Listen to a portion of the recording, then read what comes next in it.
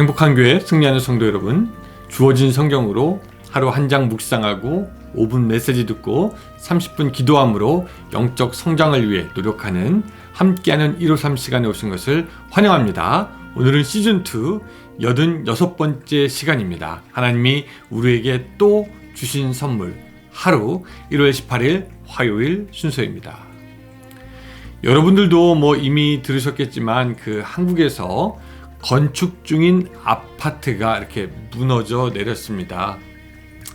예전에도 있었던 일이고 막을 수도 있었는데 이걸 막지 못했다. 그래서 인재라고 하는 그런 사람들의 이야기도 있습니다. 그런 가운데 이 희생자들의 인터뷰를 보니까요, 굉장히 마음이 아픕니다. 희생자 중에 어떤 딸이 마지막에 이런 얘기를 했습니다. 아빠가 건축 현장에서 실종되기 전에 마지막으로 통하면서 아빠한테 짜증내면서 끊었다라는 겁니다. 그러면서 이런 얘기를 하더라고요. 아빠 미안해. 살아만 계세요.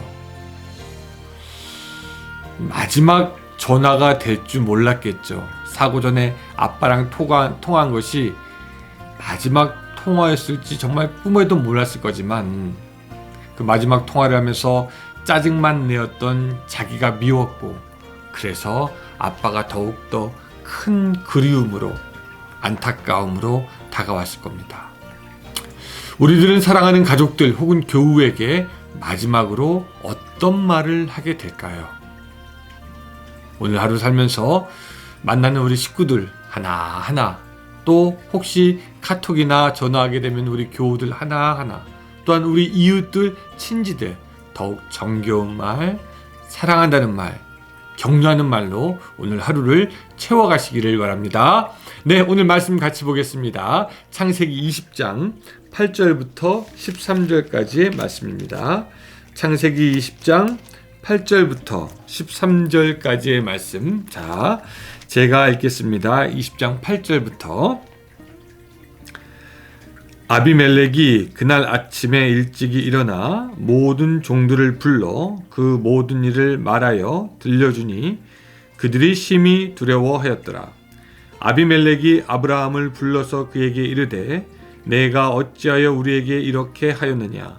내가 무슨 죄를 내게 범하였기에 내가 나와 내 나라가 큰 죄에 빠질 뻔하게 하였느냐? 내가 합당하지 아니한 일을 내게 행하였다 하고, 아비멜렉이 또 아브라함에게 이르되 내가 무슨 뜻으로 이렇게 하였느냐? 아브라함이 이르되 이곳에서는 하나님을 두려워함이 없으니 내 아내로 말미암아 사람들이 나를 죽일까 생각하였음이요, 또 그는 정말로 나의 이복 누이로서 내 아내가 되었음이니라. 하나님이 나를 내 아버지의 집을 떠나 두루 다니게 하실 때에 내가 아내에게 말하기를 이후로 우리의 가는 곳마다 그대는 나를 그대의 오랍이라 하라. 이것이 그대가 내게 베풀 은혜라 하였소노라. 아멘.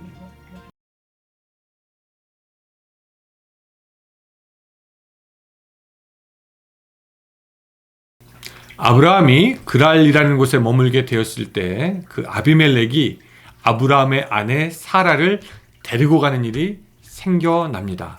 아비멜렉은 누구냐? 여러분, 바로라는 말이 어떤 특정한 누구를 말하는 것이 아니라 이집트 왕을 바로라고 하는 것처럼 이제 아비멜렉은 블레셋의 왕을 칭하는 말입니다. 그래서 이제 우리는 아브라함이 그랄이라는 블레셋 땅에 거하게 됐을 때 이 일이 일어났구나라고 짐작을 할 수 있게 됩니다. 자, 아비멜렉이 왜 아브라함의 부인 사라를 취했는지 사실 정확하게 알지 못합니다. 그때 이 사라의 나이가 90살, 90세인데 그때도 너무나 충분히 아름다워서 데리고 가서 자기의 첩으로 강제로 삼으려고 데리고 갔는지, 아니면 자기의 주위에 두어 종으로 삼으려고 했는지, 아니면 자기의 영토에 아브라함이 들어왔는데 자기가 아브라함 위에 있다는 것을 알리려고 인질로 데리고 간 건지, 왜 아브라함의 아내 사라를 데리고 갔는지 잘 알 수는 없습니다. 근데 어쨌든 이 아브라함은요, 사라가 그 끌려가는 것을 보면서 자기의 아내라는 말을 하지도 않고 잡지도 않고 저지하지도 않고 그저 자기의 아내를 쉽게 내어 보내준 듯한 모습을 우리가 보게 됩니다. 여기서 우리는요, 참 무기력해 보이는 그 아브라함을 만나게 됩니다. 자신의 부인을 그렇게 혼자 가게 내버려 두었다. 뭐 이거 자기 아내를 포기한 거 아닌가? 그런 생각마저 들게 됩니다. 참 우리가 보기에는 아브라함이 좀 어처구니가 없죠. 사실 이전에도 자기가 살기 위해서 자기의 아내를 이방 왕에게 주더니 이번에도 똑같은 일을 반복하는 겁니다. 여러분, 이게 사실 심각한 일이 되는 것이 뭐냐면요, 하나님은 아브라함과 사라의 자손을 통해서 이스라엘을 세우시고 예수 그리스도를 계획하셨는데, 만약에 그 중간에 아비멜렉이 끼어들므로 이 하나님의 계획이 그 뜻대로 되지 않고 뭐 일이 틀어지는 거 아닌가, 그런 생각까지 할 수 있기에 사실은 이 일은 조금 심각하다 할 수 있겠습니다. 그래서 하나님께서 개입하십니다. 아비멜렉에게 나타나셔서 그에게 경고하시고 그로 하여금 다시 사라를 돌려보내게 하십니다. 다행히 하나님을 경외하였던 그 아비멜렉은요, 하나님의 말씀에 순종합니다. 그리고 나서 오늘 성경을 보면은요, 이 아비멜렉이 아브라함을 책망합니다. 9절에 보니까 아비멜렉이 아브라함을 불러서 그에게 이르되 내가 어찌하여 우리에게 이렇게 하느냐? 내가 무슨 죄를 내게 범하였기에 내가 나와 내 나라가 큰 죄에 빠질 뻔하게 하였느냐? 내가 합당하지 아니한 일을 내게 행하였도다. 그렇게 이야기하고 있고요. 또 10절에도 보면요, 뭐라고 말씀하고 있냐면요, 아비멜렉이 또 아브라함에게 이르되 내가 무슨 뜻으로 이렇게 하였느냐라고 책망하는 어조로 물어보고 있는 겁니다. 그러니까 지금 믿음의 조상 아브라함이 이방인인 아비멜렉에게 책망을 받고 있습니다. 믿음의 사람이 세상의 사람에게 오히려 꾸중을 듣고 있는 겁니다. 여러분 한번 생각해 보시기 바랍니다. 이게 좀 수치스러운 일이죠.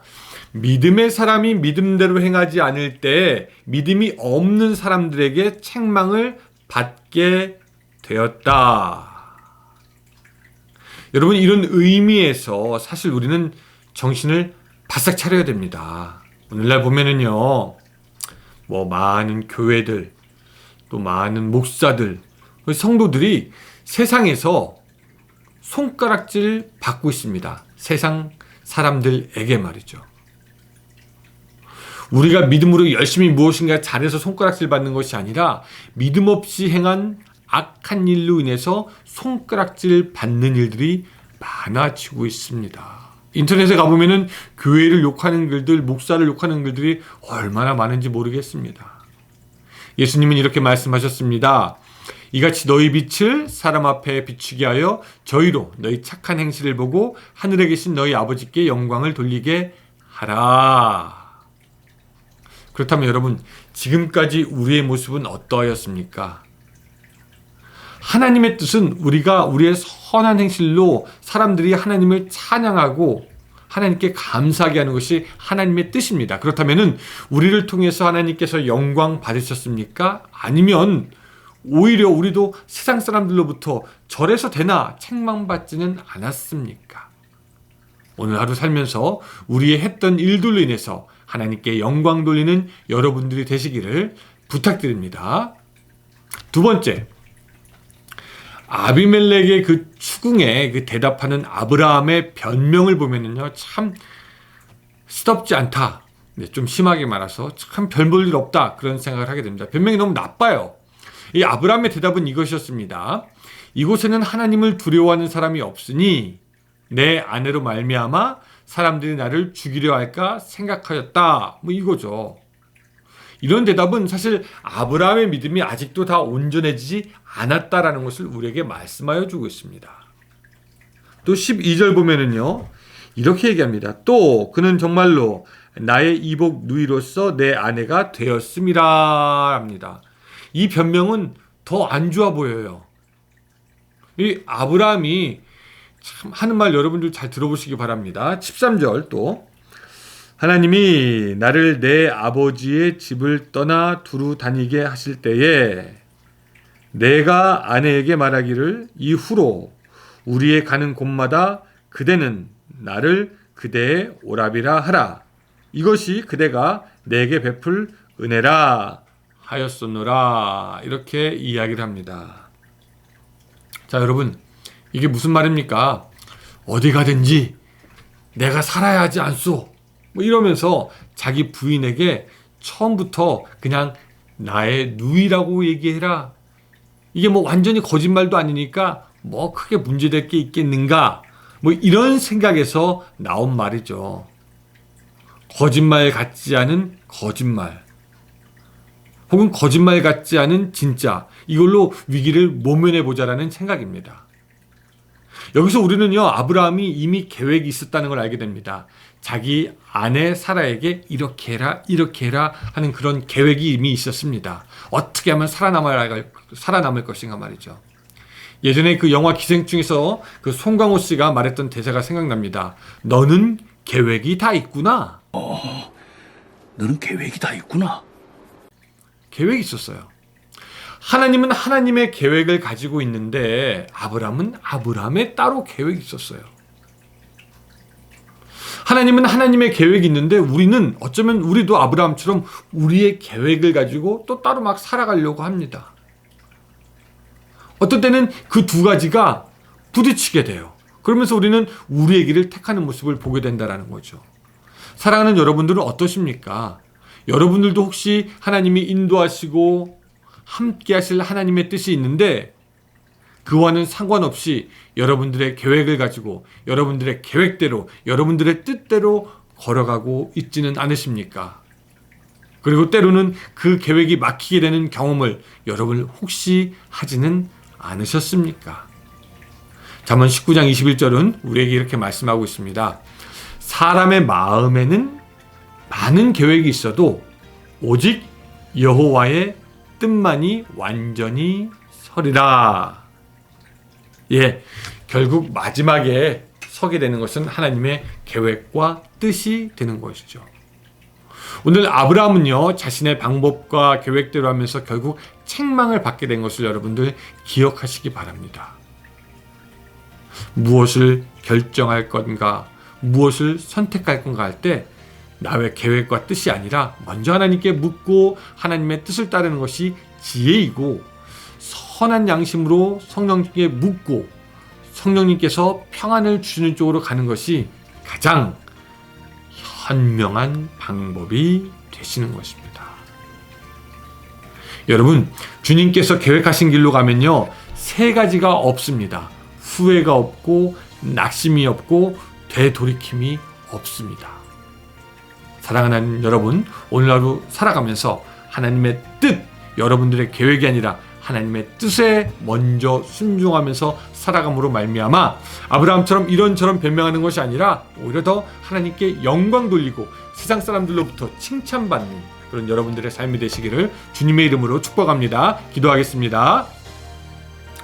사랑의 하나님 아버지, 감사합니다. 오늘 우리들의 삶이 하나님을 따라가는 삶이 될 수 있도록 주여 도와주시고, 그로 말미암아 하나님을 기쁘게 할 뿐만 아니라 또한 믿지 않는 사람에게도 본이 되는 그런 우리들의 삶이 될 수 있도록 도와주시옵소서. 예수님의 이름으로 기도드리옵나이다. 아멘. 네, 감사합니다 여러분. 저는 수요일날 하루 쉬고 목요일날 또 창세기로 계속해서 여러분들과 만나겠습니다. 오늘도 좋은 하루 되세요.